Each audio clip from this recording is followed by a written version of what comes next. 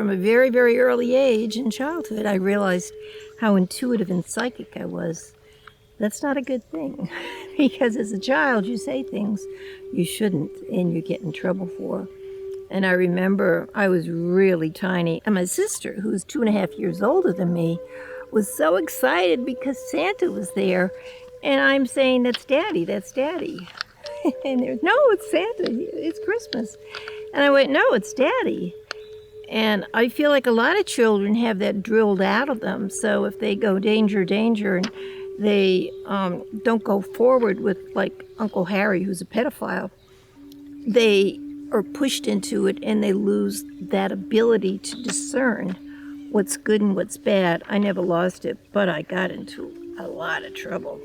When I was a little bit older, there was this bar down the street a ways from us that would always get out, of course, at 2 a.m. This was in New York.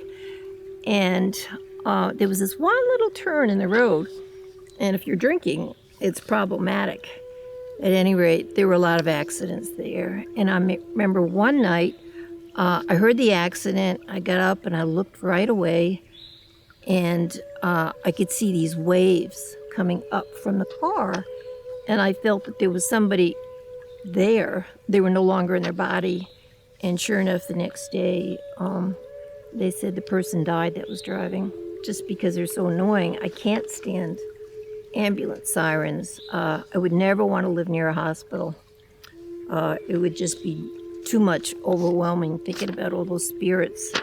Because I would send light and love to them and tell them to go to somebody who's there that will help them. And once when I was in Kauai, I remember sitting straight up in my bed and I said, the accident, the car, it's gonna hit. My husband woke up and he looked out the window and he thought, there she goes again. And he said, there's no car.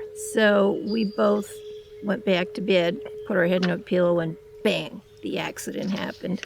When I was pregnant, I was very, very psychic. So when I drank, it made all this horrible visions I was getting go away. So when I couldn't drink, they were just coming more and more powerful. And a friend of mine said to me, who was psychic, you got to get a handle on this because it will drive you crazy. And I started meditating. I started studying anything and everything I could about the metaphysical realm because I was going more than crazy. I learned how to ground myself. I learned how to put myself in my body. I learned how to, it was like turning off a TV. Now, sometimes I like that. A few times I go gambling. It's very advantageous. But most of the time, I don't want to be going to the local supermarket and picking up the stuff that's around people.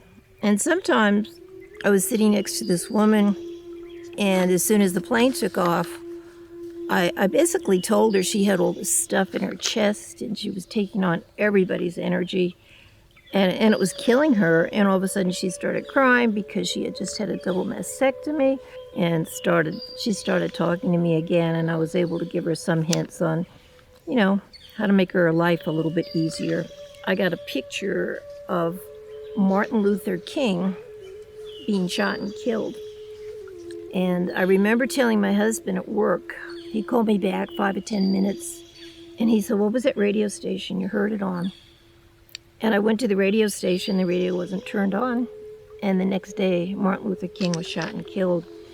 Now, psychics are pretty more accepted, but back then, if you had this information, oh my gosh, you were part of the problem. You were subversive, and they wanted to nail you because they just couldn't comprehend this stuff at all.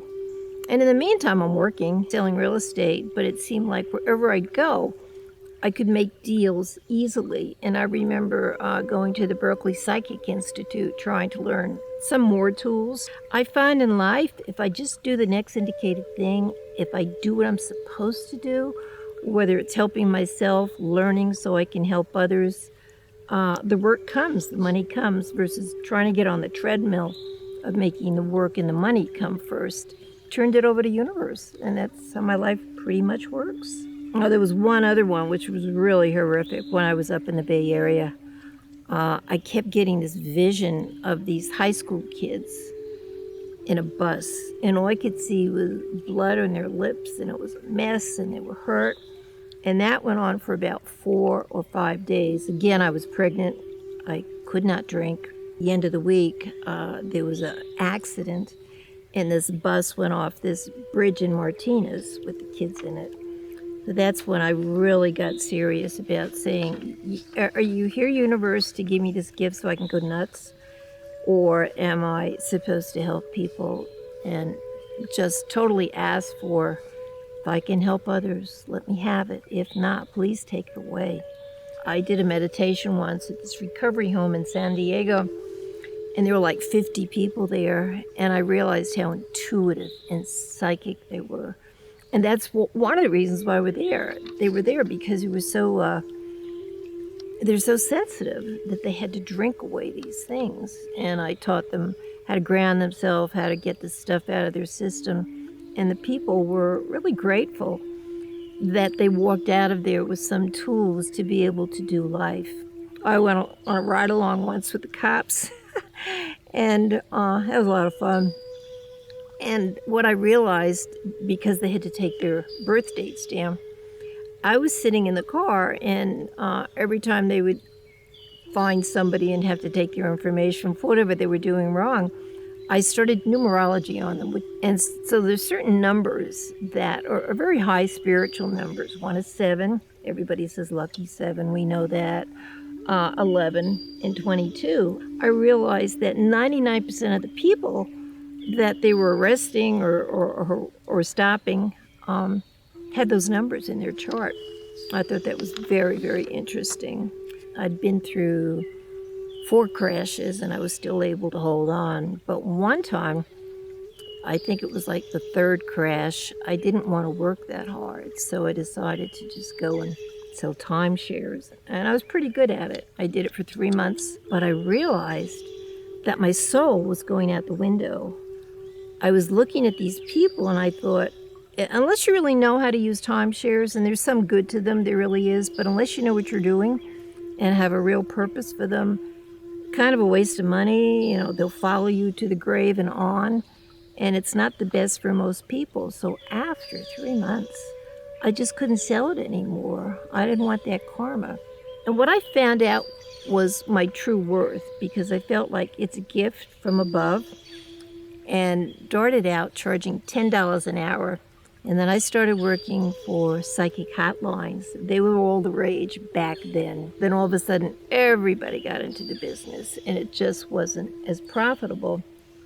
And the people I were working for were going out of business, and they said, you're the last one standing because people ask for you. Take all the numbers. So I took all the phone numbers, and I started my own psychic hotline. And it carried me through to the point where I got so busy that I started a psychic employment agency. So if you had a birthday party or something and you wanted a psychic there, I'd dispatch one of my psychics. And sometimes I'd go. I would usually take the parties I thought were the most fun. That lasted until the real estate kicked in again. And when the real estate kicked in, I couldn't let go of this other business because I was having so much fun at it. I moved to Bisbee, Arizona, tiny town, 5,000 people. I love being here. It was my town. They had this we call a time tunnel. You go through the tunnel and life changes drastically. At least it did back then, almost 21 years ago. My cell phone didn't work. I felt like it was people have referred to it as a third world country, and it was pleasant. It's wonderful. We still don't have a traffic light downtown, believe that or not, and it's just a different way of life. And I felt like I better not do psychic readings here because some woman's going to come after me saying that I told her husband she was fooling around or something. So I kept my psychic clients from my 800 number, still do to this day, and I love it. But I did not want to do anything locally at all, which is probably a good move. All doors opened up because I listened, because I was given this gift of listening and going forward with it. It was just my energy spot. I was supposed to be here. About April of 2015, something called the Ascension happened. And that's when a lot of people's lives just got turned around. And it supposedly went on for 7 years, which make it April of 2022. And I thought, well, my life is working so well. Goody two-shoes, give back to other people. It won't hit me. Well, it hit me in July of 2015. And a lot of things I had planned on doing just kind of blew up. I lost the magic. And then I realized it was this Ascension thing. And we thought we knew a lot. We thought we knew enough to rise above it. We didn't. But the Ascension came and is still here a little longer to change things in us and to make us do things differently and to basically help the planet. Once I looked at it that way, it was like, make my day, give me more. Let me know what you want me to do, and I'll do it. We all have the answers within us, and it's nice to get help along the way. It's nice to have people in our life that can show us the way. But I have this problem when people get a little bit too greedy and it goes, a bit too much, and they also turn into gods for them. It's not good. I also believe in past life reincarnation. I believe I've done things before, like I can play the piano, but not like Liberace. I can do certain things that just come to me effortlessly. And those are the gifts I think I've carried on from another lifestyle. Being psychic, I think we all are, but a lot of that comes so easy to me. And again, I'm always learning. I also think people who want to learn more and help themselves, we have so many things now on the internet. It's so easy to get it. But back when I was doing this, it was libraries, it was books, it was other people we had to trust. But many times I'd go to a bookstore in the metaphysical. Well, they didn't call it metaphysical because that was a no-no back then. It was like in the religious section or alternative something or other. So I'd walk down that aisle and I'd say, okay, gang, I'm here. Give me a book. And somebody would pick up a book and then leave it on there, somewhere and walk away. Or a book would kind of, I've seen this happen, and people come flying off the shelf. And I went, that's the book for you. And if we ask, we will get. That whatever I'm giving is of the universal good for all of us. Table tipping. And you can do it many ways. You can actually feel the energy on the table. So we were healing people doing it.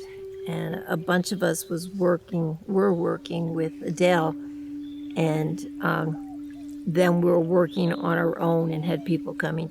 But there was another way to do it, where if the table tipped once, it was an A. If it tipped twice, it was a B. So you could actually spell out through the alphabet a whole bunch of information. And one of the things Adele did was she wanted to help that space shuttle. Wow, this is about 35, 40 years ago. That had the fire on it. And so she sat at her kitchen table and typed out why they had a problem with that. And this big old heavy kitchen table, which she could make tip herself, she would bring to this place. Anyway, she's sitting in her kitchen doing this, and somebody was writing down exactly word for word what it was. And being a good little citizen, she sent it off to Washington. And within 2 or 3 days, there were guys coming out of the black cars with guns drawn, and they wanted to see who this Adele lady was. They knew she was subversive. So she says, oh dear, let me show you. She was like 72 at the time, I think. And she brought them into her kitchen, and she was doing readings for her. And they didn't incarcerate her. They didn't, they saw she was legit. She got information from them, and they walked away, I'm sure, scratching their head. The psychic realm has been a most fascinating place for me to be. I think I was drawn to Bisbee. I had dreams here of certain houses. I was working for AOL, and we did a column for dream therapy. I think that we have 3 different kinds of dreams. One is when we're on the astral, when we're flying out of our head, looking all around. Another one is a psychic dream. And a psychic dream is if I lose an earring and I see it in a closet, the next day I'll go to that closet and I'll pick it up. And then there's cognitive dreams where your own brain is trying to help you with this. I had this one client who had these 2 cats And all of a sudden, they became very problematic. They started in the kitchen going all over the kitchen floor. It's almost like, look behind the refrigerator, there's a mouse. And so they were trying to mark their food bowls where their food was to keep this vermin away, and put out the mice traps and everything, got rid of it. The cats never missed in the house again. Most animals love us, they're loyal, they want to help us, they want to show us the right way. They're kind of magical.